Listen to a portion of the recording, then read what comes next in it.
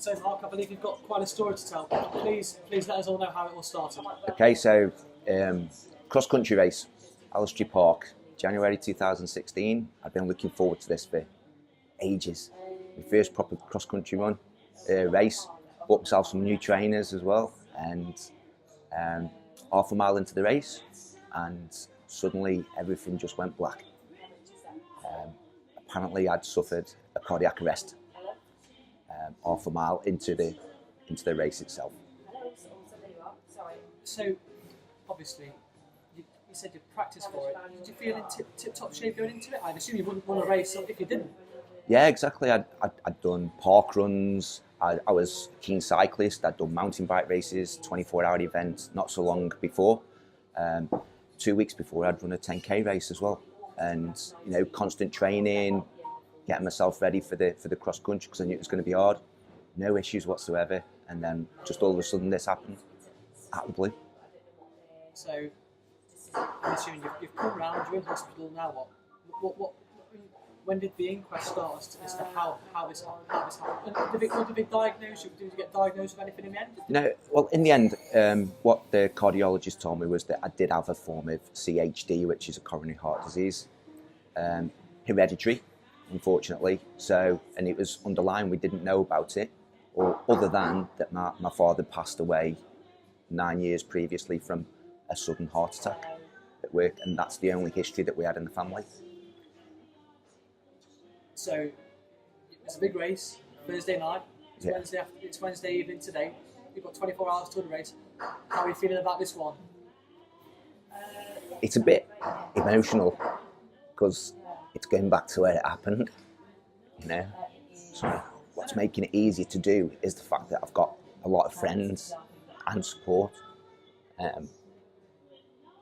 Rob's been great. Rob Jeffries, who runs the running club that I'm a member of, he's been great in helping me and stuff, and also the community that I run with. Wherever I'm running, I always know somebody. They come along and, you know, they give you the support. You've got people to run with. They know what's happened and they're always interested in it. It helps to ease the emotion and like you take said, it forward. You've got a lot of people behind you this Definitely, time. yeah. You must, I mean, like you say, it's emotional, but you must be looking forward to it. It's something you love doing, isn't it? Oh yeah, it is. I mean, running's taken over my cycling now as well. So since I've been fit enough to get back after my event, I've just cracked on with my running, got into it a lot more. I've knocked PBs left, right and centre. I've entered so many races.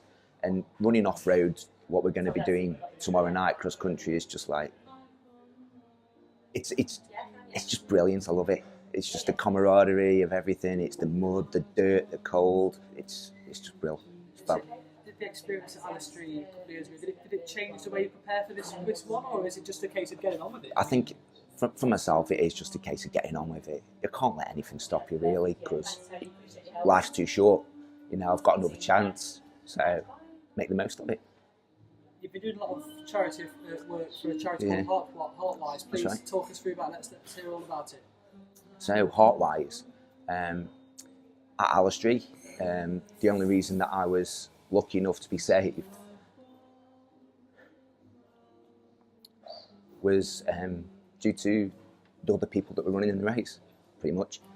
Luckily, I was faster than, you know, one of them was a lady called Ruth Green. Another guy was Dave Norm, Bev Baxter. They're all local running guys who run locally for clubs. Ruth is or at that time was a doctor, respiratory doctor at Glenfield Hospital in Leicester, and she was working as part of Heart Safe Foundation, which was a different charity to Heartwise.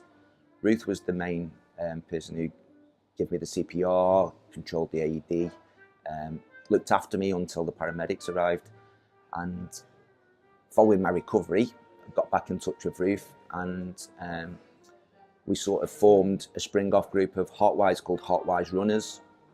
And what we aimed to do was give out CPR and AED training to all local running clubs in the community over Leicestershire and Derbyshire.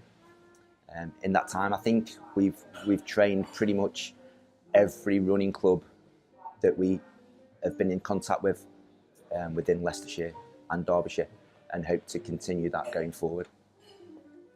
Might sound quite churlish me saying this, but I guess for something such a big event to happen to you, in a way, something very good has come of it, hasn't it? Yeah, absolutely. And what makes it more amazing, I guess you could say, is only 3 weeks after I was out and about doing stuff, we were doing the Hill Climb Challenge, which is an annual event again for the running clubs, arranged by Shelton Striders. And I was not taking part in this event, but I was helping to marshal. I was doing the timekeeping at the bottom of the hill, waiting for all the runners to make their way up to the top. When I got back to the top, another guy had, unfortunately, had a cardiac arrest. So we started CPR, we went to get the AED, and luckily that guy survived as well. So from the training that we'd all received, because we'd given this CPR training to quite a few running clubs at that time, it helped to save this guy's life as well. So it just shows that having the awareness, the skills and the training does do a lot of good. Is it something that needs to be made more awareness? A lot of people are going to the gym now, aren't they? Yeah, of course. Yeah. People are running, people wanting to get fit. It's quite the thing these days, isn't it? Not for me, unfortunately. Yeah. And so is this sort of, does it need to be? It needs to be at the forefront of people's minds, doesn't it? Do you think more people need to be trained on how to give CPR? I think they do. I think it is. It's a good skill to have. It's a life skill, I think.